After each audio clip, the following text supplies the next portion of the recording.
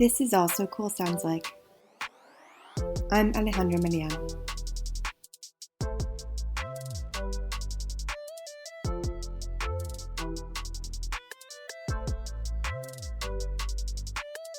I knew I liked pickles before I created this episode. It's not just the taste, which, yes, of course, I love. It's also the feeling I get when I eat them. There is something that feels really special about eating them. It's like I can feel the history, feel how ancient they are in every crunch. It's like when your grandmother would say her food was made with love, and as cheesy as it sounded to you, you swore you could really taste it. But with pickles, it's not just your grandma's love that's in that jar. It's the love and the care that comes from thousands of years of people's nutritive creativity, the stubborn insistence and survival that pickles represent. But beyond this pedantic and dreamy symbolism, Joncas Market pickles truly do have that original, made-at-home love in them. It's poured in with the love Maya has for her community, the food, and her personal pickling history. I decided to start canning, I think maybe April or May of last year. Kind of at the beginning of the summer during COVID. Like a lot of people, I was kind of bored and I had dropped out of Concordia and I didn't really have much to do, but I loved to cook, and I used to can beets with my mom when I was younger, and my friend thought it would be a good idea if I had started canning, and I thought it was a good idea as well. So I, started collecting mason jars and decided that my first two things would be canning pickles and jalapenos, just because those were always my favorite. My friend also makes stickers, and so she thought it would be a cool idea if she made me stickers, or she'd design some stickers for me for my logo. And so that's what she did. And having that made it a little bit more real in my head. It was really, really nice to actually, come up with a business plan and stuff. And I was completely blown away by the amount of people who actually supported and bought stuff from me. I had at least 5 orders from every person who bought from me. It was really, really insane. And it was I was super thankful, but it was also super overwhelming because I did not think it would, take that turn. But yeah, I think I've done about 3 drops so far, and each one have gone really well. And it's also really nice because I get to visit markets and buy locally and buy in bulk as well. So it's nice for them too.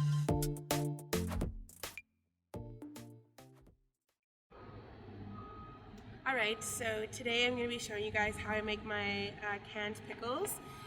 Today I'm not going to be doing my regular recipe. I'm going to try and dabble in dill pickles. I've done it once before and it turned out pretty great. So first step is cutting the cucumbers. I've tried doing sliced cucumbers like I do for probably hamburgers and stuff like that. But I think the best for just eating them, because I've realized that people just like to chew on them instead of using them as condiments. I started cutting them like this, because they're easier to just eat like that.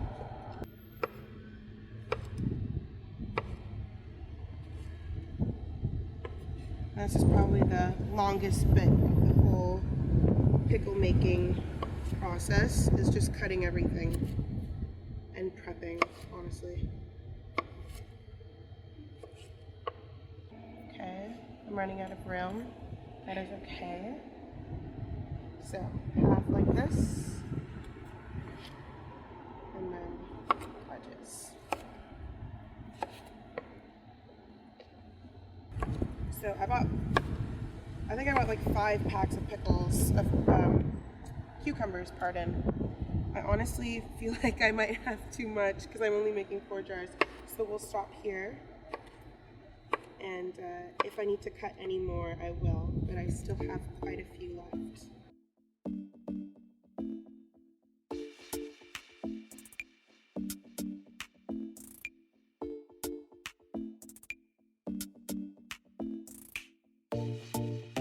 There are a lot of people our age who genuinely do not know how to cook. Thankfully, I had my mom taught me how to cook really, really young, and I always watched her, and it was something that I loved. So for me, I get a huge thrill out of being in the kitchen, and it's probably my favorite part about any holiday is being in the kitchen. And so when I moved out, not having my mom there, it was nice to have a reason to be in the kitchen and knowing that I was cooking for other people, I love that. And especially knowing that somebody else is enjoying my food. And I've had people who bought multiple times from me. When they see me, they ask me like, oh, when are you gonna make more pickles? It's a really nice feeling, you know? It's a really, really nice feeling. My love language is making food for people, 100%. I don't see any burden in it. It's so nice. I was always pretty glued to my mom's hip. And anything that she did, I wanted to do as well. So cooking was just another one of those things that happened to be me mimicking her. And it came very, very natural as well. I feel like when there are people in my kitchen, or like when, you know, there are a lot of people in the kitchen in general, I get really stressed because I like to be the sole, do you understand what I'm saying? Like the sole person in the kitchen. And when people start doing things, I just get super stressed because I like to have full control over it. But as for my mom and I, it's like I have absolutely no stress, you know, because she's the one who taught me. So she's the number one in my head. When we were younger, I have 2 siblings. I have a younger sister and an older brother. And so we were 5 people in my family, and there was constantly my brother's friends, my sister's friends, my friends over. So it was just like continuously people in the house. My mom used to cook in the largest quantities where there were leftovers for like weeks after. So even when I cook to this day, I don't know how to cook for one person, you know, and still to this day, like I live with my boyfriend and it's literally just 2 of us, and I cook for like an army, you know? So I think that would be my biggest memories, like cooking the spaghetti in this like huge pot. And I remember my dad made this huge spoon for us. It's like literally this huge wooden spoon. It's like almost the size of my cat, you know? It's huge. Just because we couldn't find a spoon that was big enough to fit in the pot. So yeah, that's probably my favorite memory. I used to make canned beets with my mom when I was younger, and I was like absolutely obsessed with beets. And you know, what 10-year-old is obsessed with canned beets? You know what I mean? Like it's such a strange thing for a child to be obsessed with like garlic beets. But I don't know, it was just one of my favorite snacks. And I guess it kind of like followed me. But I am more of like a salty, bitter person over a sweet person, definitely, I would say. Like I said, I would feel like my biggest love language, whether that be in relationships, romantically or platonically, I think giving people food or giving people attention or giving people my attention and care is really, really important to me. It's not just about giving them something, like just giving them that object. It's also about hopefully them thinking about the amount of time and the amount of effort that I've taken to produce something for them, genuinely because I love them. You know what I mean? Genuinely because I want to see this person thrive and I want to see this person happy. So I'm gonna, you know, put my whole body into it.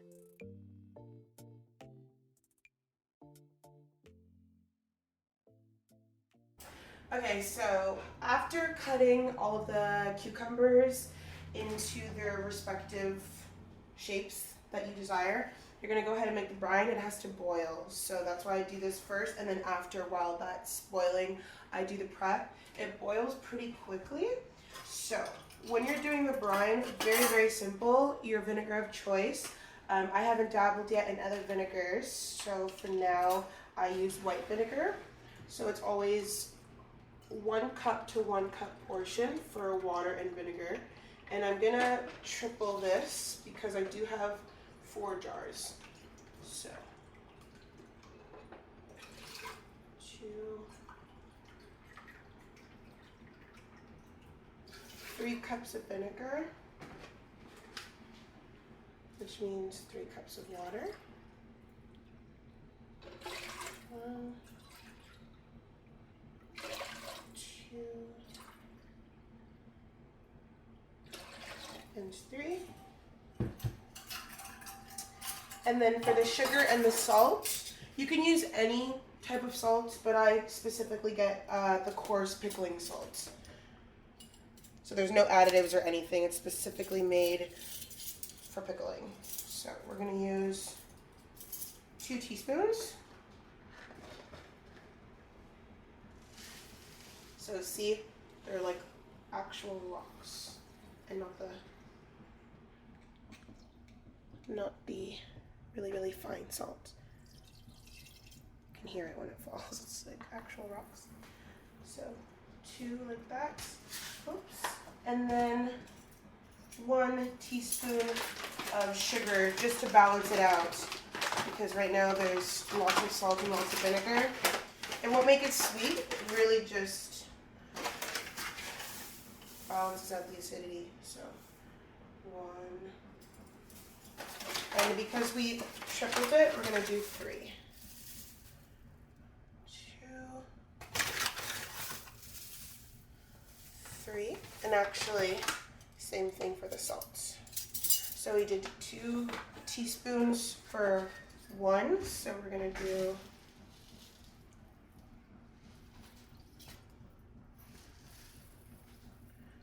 and then 1 more.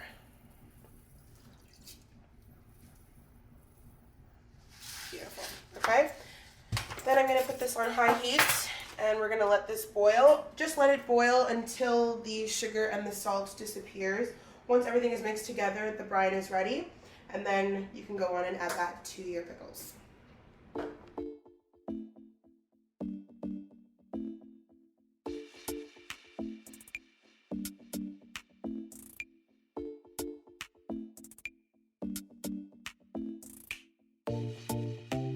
There are so many books out there about the history of fermented and pickled foods that I couldn't possibly get it all into this podcast. The histories branch off in so many directions too that it's a difficult thing to track. But from what I was able to gather, pickling began in ancient Mesopotamia. Because of a lack of other preservation methods, it was the best way to preserve fresh vegetables for off-season eating without losing all the nutrients. More nutrients remain in a vegetable when you pickle it than when you cook it. They used to use like these ancient pots made out of like pottery, really. And it's just a really amazing process, the way that we can keep food out of the fridge, which is like something that's not very common with like meat and stuff like that we can keep fruits and vegetables out without them rotting. And I find that absolutely wild, that we're able to do that, and it tastes delicious and it lasts so long. You don't really ever have to think about it. It's great. Pickles are everywhere. They're part of the cuisines of the Middle East. There's kimchi in Korea, pickled plums and daikon in Japan, French cornichon, and Italian pickled eggplant and peppers, to just name a few. But it seems like kosher dill pickles were some of the first to become popular in North America.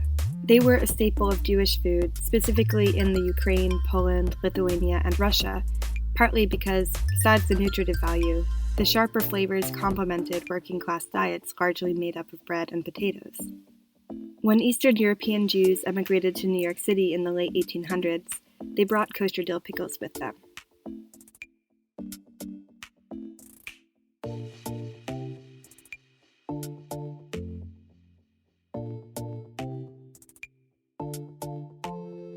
I knew that that my goal wasn't to buy from grocery stores, just because, I thought if I'm going to be buying fruits and vegetables in such large quantities, I'm definitely not going to be giving my money to, large corporations, because I know that at the end of the day, they're not really thinking about my money in that type of way. It's not really a personal interaction for them. So I definitely tried to shop at, the Joncas Market, or I live in the Hochelaga area, so there's a market here. So I thought that would be a good idea. And it might cost a little bit more, but I know at the end of the day, that money is going to somebody's business. And, at the end of the day, that's also what I'm trying to do. So it's kind of like a full circle thing. I kind of do a little bit of a rotation. I also like to go with a friend sometimes, because sometimes they'll give me like a little bit of inspiration too, in terms of stuff that I can or I've also started doing jams as well. So they'll give me ideas too. And they also have nice places to go in terms of grocery shopping that isn't, at a larger grocery store. So I always go with someone else, because it's really nice too to make a day out of it.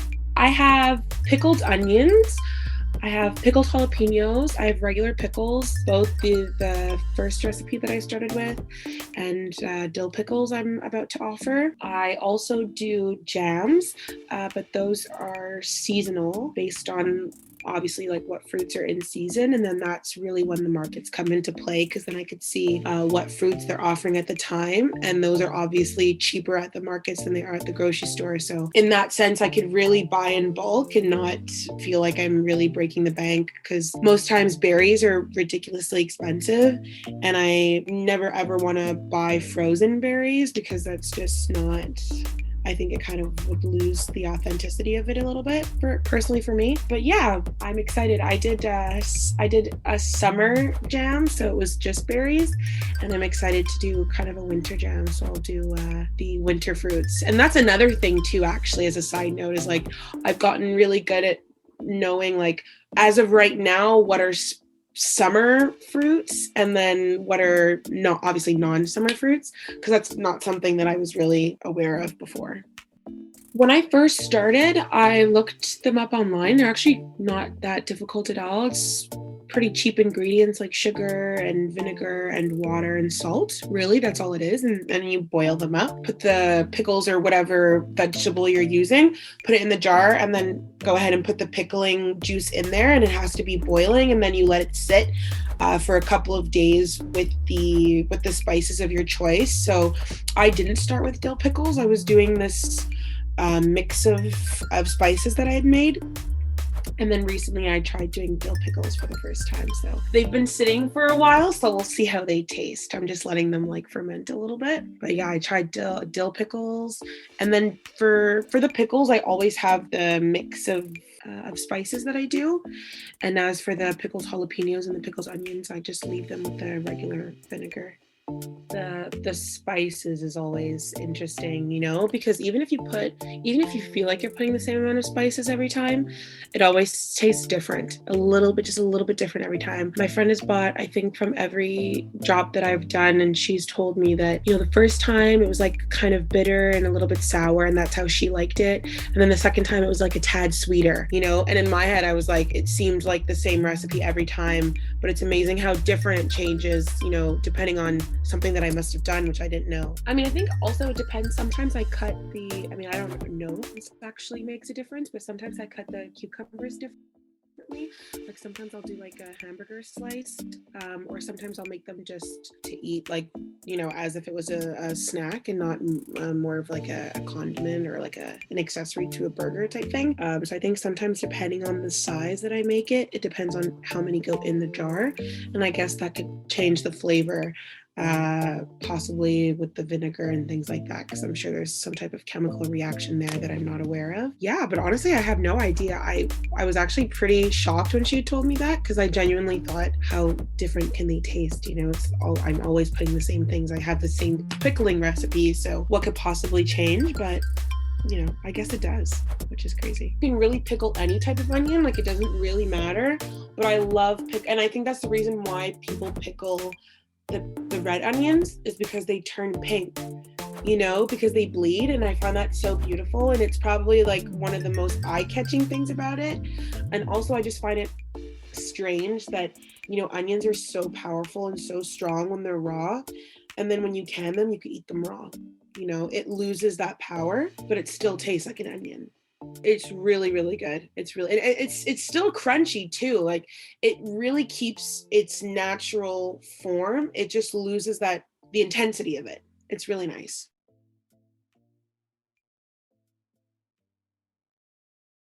Okay, so last bit, boiled. So the time it took me to place all of the garlic cloves and the cucumbers in the jars is the time it took for it to boil. You'll notice that it's ready when it starts to smell. It smells really, really strong, like vinegar. So your whole house is going to smell for about a day. That's fine. So now I just take a ladle and kind of add them, but you have to be really, really careful because it's obviously hot.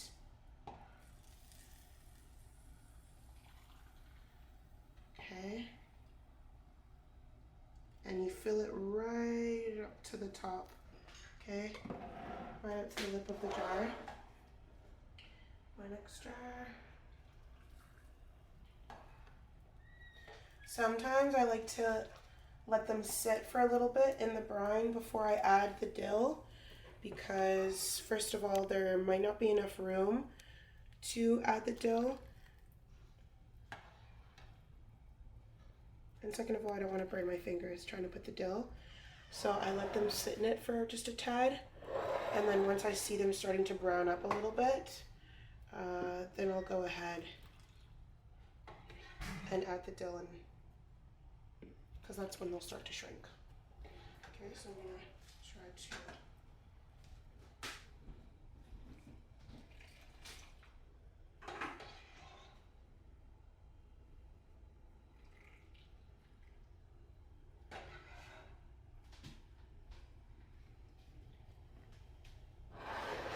Usually if I were to do a whole batch, my goodness, I just got vinegar to the throat.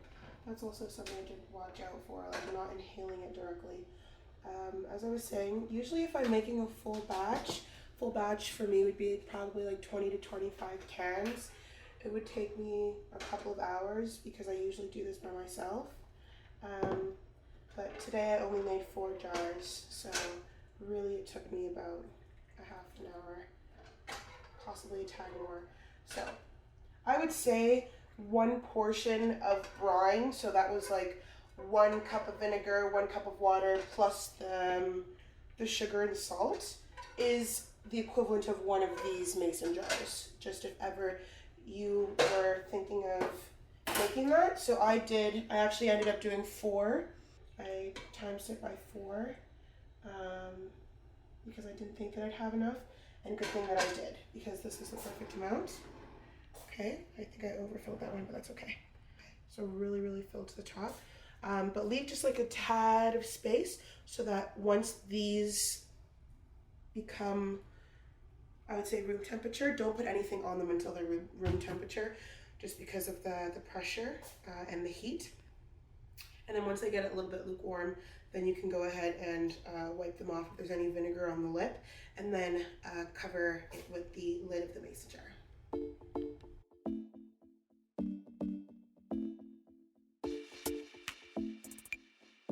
There are basically 2 ways to ferment or pickle vegetables. The first is with a brine, or a salty solution, and the other is with vinegar, which is what Maya uses. When you use a brine, it produces lactic acid and other antibacterial substances, and when you use a vinegar, it lowers the pH level, creating a lack of oxygen that prevents the growth of harmful bacteria. In either method, harmful bacteria can't grow in those environments. This is also why pickled vegetables look different than their raw forms. Brine or vinegar replaces a magnesium atom in the vegetable with a hydrogen atom, darkening the color. They also tend to get smaller because when a brine is used, the higher concentration of salt triggers a process of osmosis and the water leaves the cucumber or whatever other vegetable, making it shrink.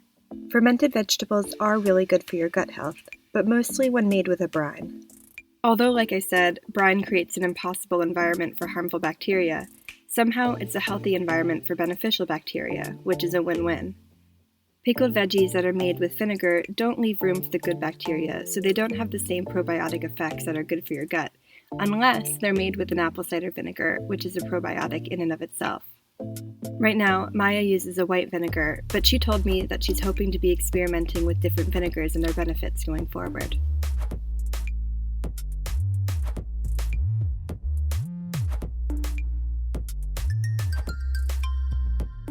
Because I'm lucky enough to have a job, a full-time job, I haven't had to solely depend on the canning. And so it's not the first thing that I think about when I wake up in the morning and the last thing I think about when I go to bed. It's something I do when I have extra free time and I'm looking for something else to do that isn't being on my phone or, sitting around doing nothing on my computer. I personally know that I don't feel bad monetizing it, just because I know if I was doing it for free, I feel like I would at a certain point feel like I would be taken advantage of, with the amount of orders that I was getting. And also, yes, I do have a full-time job, but like I said, canning is a pretty expensive hobby to have. And it's not just a hobby, I'm also, sharing it with 30, 40 other people. So it is hard to spend that much money when I don't even have that, And I also think if you love something, why not monetize it? You know what I mean? As Maya has Because you're good at said, it, despite you the know? passion And that if she people want to pours into support you it, in that way Joncas Market is a financially, side then I think project. that that's an absolutely Maya great has idea. recently completed her training to become a doula, a dream of hers for years now.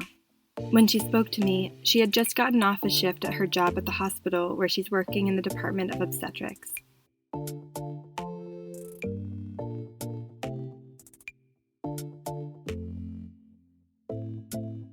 I went to CEGEP in International Development, and I was at Concordia in Classics, which is their Greek and Roman history program. University wasn't offering all that I thought that it could, you know, and especially when it was coming out of my pocket, I felt like if I'm going to pay that much money, I need to be 100% in it, and I wasn't feeling that, and COVID had started. That definitely put me in the mindset of, okay, I feel like now if I'm going to be in school paying this much and doing it in my home, I need to love it like 1,000%, you know, and I wasn't. So I decided to drop out, and I'd been thinking about becoming a doula since I was in CEGEP, but it always felt like a faraway dream. I don't even remember how I found it, but I found a school in Montreal that offered doula training right when I had dropped out, and I thought like, okay, it was a quite expensive course, but I decided like, you know, the time is now or it's never gonna happen. It was like a week training from like Monday to Friday at home. It was all through Zoom, unfortunately. And then the teacher had given us our long list of assignments to do, and we have a year to complete them. And at that point I hadn't had a job. I'd gotten laid off, obviously, with COVID, like, you know, like a lot of people were laid off. So I was like completely in the school mindset. And then it just, you know, with all of the health regulations and stuff in hospitals, doulas weren't permitted really in hospitals, and it had to be only one person in the room with the birth giver and stuff. So one of the assignments was to assist for births, and so I knew that there was no way that I was going to be able to assist a birth anytime soon, and I needed to do that to graduate. And then by like a stroke of luck, I got a job at the hospital, and it was in pediatrics. And then I switched to gynecology and obstetrics, which happened to be like the perfect thing ever. Like, imagine you're studying to become a doula and you end up in obstetrics. Like, that is the wildest thing ever. And it ended up happening for me. Yeah, I asked if I can assist births, and they said yes. So I'm about to start my stage in assisting births in the delivery rooms. So my job would be to basically follow a nurse through their whole shift. And of course, you know, there's birth givers giving birth like all day in the delivery rooms. So of course there would be someone. It's been a really eye-opening experience trying to be a birth worker, because obviously like when I was younger, I talked to Maya about her ambitions of becoming a doula, not only because I find it amazing and fascinating, but also because I feel a connection between the art of canning and the doula practice. I mean, obviously they're very different, but they both have this history that goes back for thousands of years. I can actually think of fewer things older than the practice of assisting in the birthing process. Both of these practices are about life. One is about literally bringing new life into the world, and the other is about sustaining a life full of nutrition and goodness and health, regardless of climate or access to fresh vegetables in the winter or refrigeration in the summer. Thinking about it more, I absolutely want the person making my food to be a person who understands the intimacy and care and love required to be a doula. And I want the person who's canning my pickles to understand what it means to be connected to a practice that goes back millennia. So when I opened this episode by saying Maya pours her love into her pickles, I wasn't just being cute. When you're eating pickles, or any fermented foods, especially when you're not buying them at a big grocery store, you're participating in life as so many humans have, for longer than we can even imagine.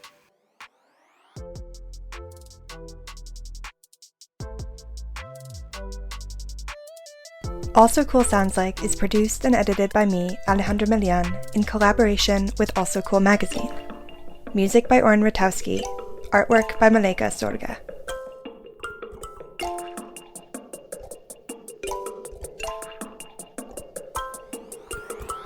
Check out the magazine at alsocoolmag.com or on Instagram at alsocoolmag. Don't forget to subscribe on Apple Podcasts, Spotify, or any other cool places you like to listen.